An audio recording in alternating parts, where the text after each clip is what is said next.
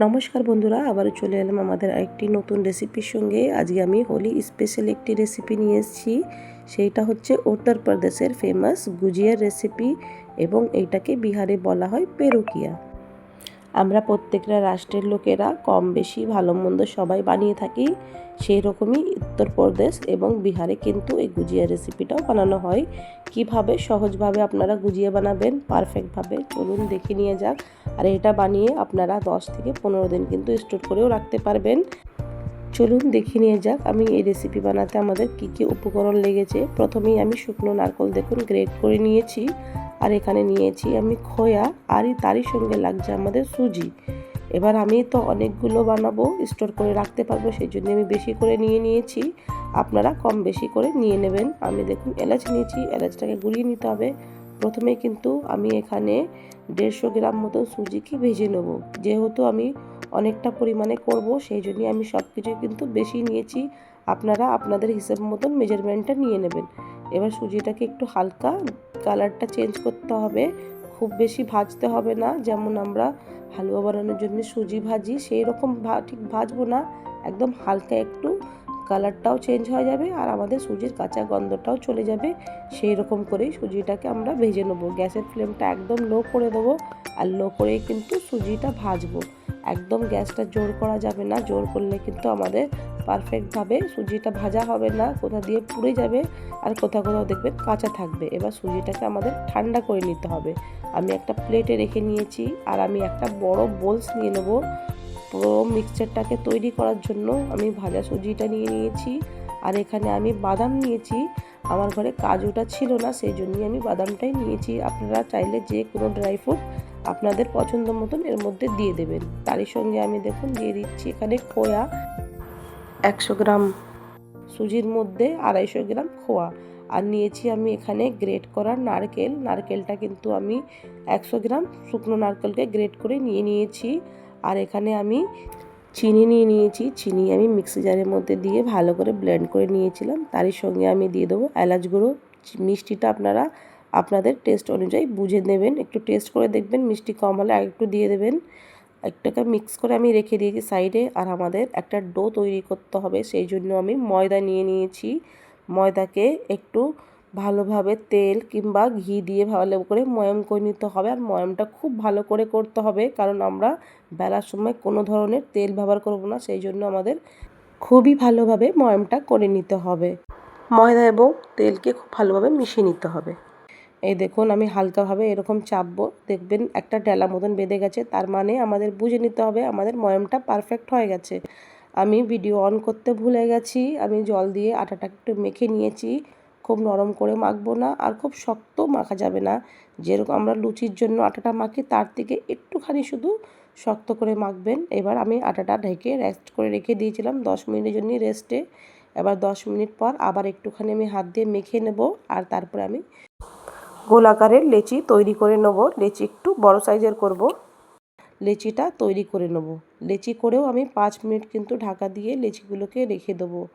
এই দেখুন আমি ঠিক এই সাইজের লেচিগুলো করে নিচ্ছি, একটু বড় করে করছি।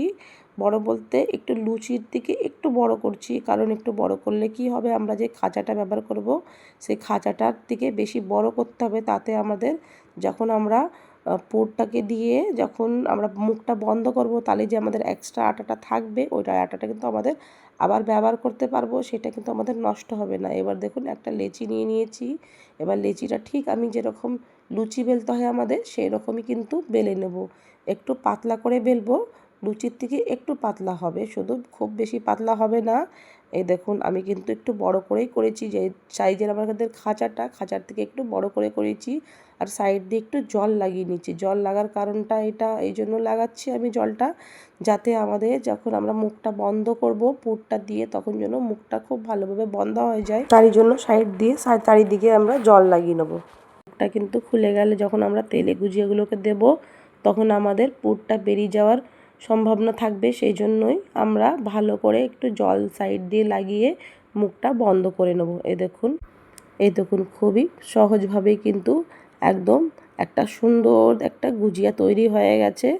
একদম সময় লাগেনি, দেখেছেন কি সুন্দর, মুখটাও বন্ধ হয়ে গেছে। আর এইভাবেই সমস্ত গুজিয়াগুলোকে আমরা করে নেব, একটা প্লেটের মধ্যে রেখে দেবো। করে আমি আর একটাই দেখাচ্ছি আপনাদের করে, দেখুন আমি কিভাবে বানিয়েছিলাম।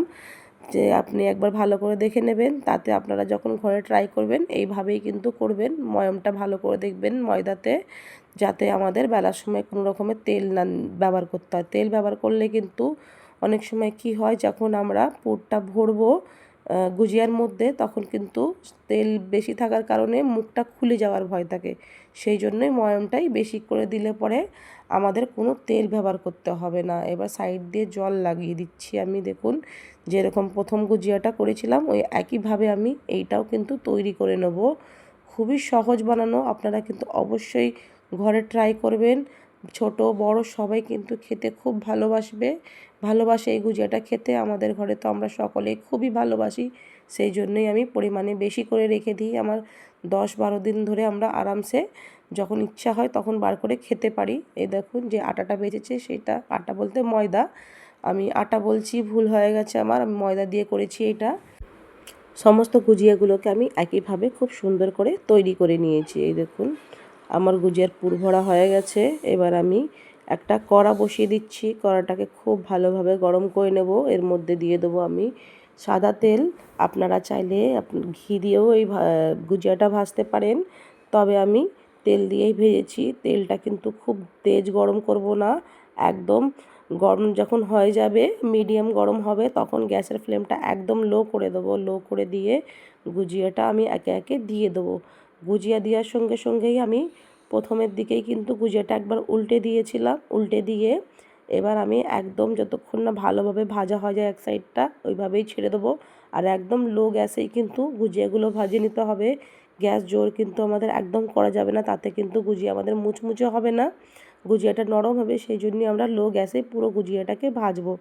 এই দেখুন আমার গুজিয়া কিন্তু হয়ে গেছে একদম পারফেক্টভাবে ভাজা, খুব সুন্দর একটা গোল্ডেন কালার গুজিয়াতে এসে গেছে। এবার গুজিয়াগুলোকে আমি তুলে নিচ্ছি একটা প্লেট, মানে পাত্রে, বড় পাত্রের মধ্যে তুলে নিচ্ছি আমি। একইভাবে আমি আরও গুজিয়াগুলোকেও দিয়ে ভেজে নেবো। গ্যাসের ফ্লেমটা একদম লো করেই কিন্তু ভাজবো, আমি আপনাদের বারে বারে বলে দিচ্ছি। গ্যাসের ফ্লেমটা আমাদের একদম জোর করা যাবে না, লো ফ্লেমেই ভাজবো। এই দেখুন গুজিয়াগুলোকে দিয়ে দিয়েছি, গুজিয়া দেওয়ার সঙ্গে সঙ্গে কিন্তু আমি খুন্তি দিয়ে গুজিয়াগুলোকে উল্টে দিচ্ছি। সমস্ত গুজিয়াগুলোকে আমি এই একইভাবেই কিন্তু ভেজে নেব। আপনারা অবশ্যই এই গুজিয়াটা হোলির সময় ঘরে ট্রাই করবেন। ছেলে মেয়ে বড় সবাই কিন্তু খেতে খুবই ভালোবাসবে, আর খুবই তৈরি হয় সেই রকমই কিন্তু এই রেসিপিটা এবারে অবশ্যই তৈরি করে দেখবেন। খুবই সহজভাবে কি করে এই গুজিয়াটা ঘরে বানাবেন আমি আপনাদের সঙ্গে রেসিপিটা শেয়ার করেছি। অবশ্যই ঘরে একবার ট্রাই করে দেখবেন, খুবই ভালো লাগবে। আশা করি এই রেসিপিটা আপনাদের, আমার এই রেসিপি যদি আপনাদের ভালো লেগে থাকে তাহলে আমার চ্যানেলটিকে লাইক করবেন, শেয়ার করবেন, সাবস্ক্রাইব করবেন, অবশ্যই কমেন্ট করে জানাবেন আমার এই রেসিপিটি কেমন লেগেছে। এবারের মতন আসি, আবার আসবো আমাদের আরেকটি নতুন রেসিপির সঙ্গে।